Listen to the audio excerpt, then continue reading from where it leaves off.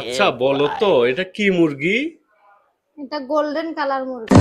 Golden colour মুরগি? হ্যাঁ, মানে এটা তো সোনালী মুরগি।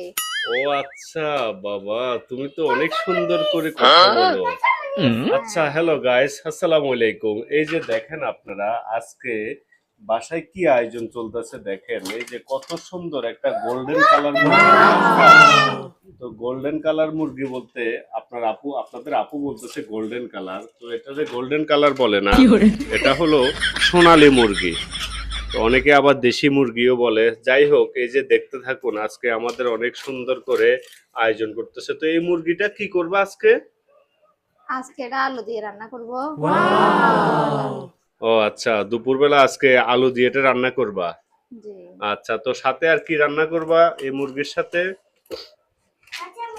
আজকে আবার কি কয় জানি মশারির ডাউল দিয়ে আদামনি রান্না করব। আচ্ছা, এগুলো কি অনেক সুন্দর পাতা তো। হ্যাঁ, এটা আমাদের নোয়াখালীর ভাষা আদামনি বলে।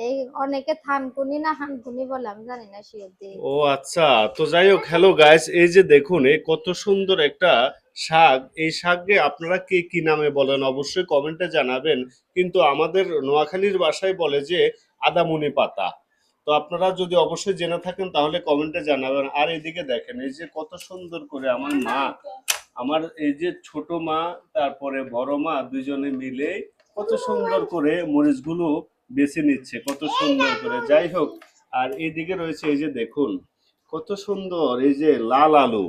এই বছরের সেরা আলু লাল আলু, দেখেন কত সুন্দর করে লাল আলুগুলো পরিষ্কার করে রাখছে। তার সাথে আছে আরো পেঁয়াজ। যাই হোক, এই পেঁয়াজ দিয়ে আলু দিয়ে এই যে কত সুন্দর গোল্ডেন মুরগি দিয়ে আজকে রান্না করবে। তো এখন আমাদের কুটা কাটা চলতেছে, কুটা কাটা হলে আমি আপনাদেরকে দেখাবো। আর এদিক এগুলো দিয়ে কি?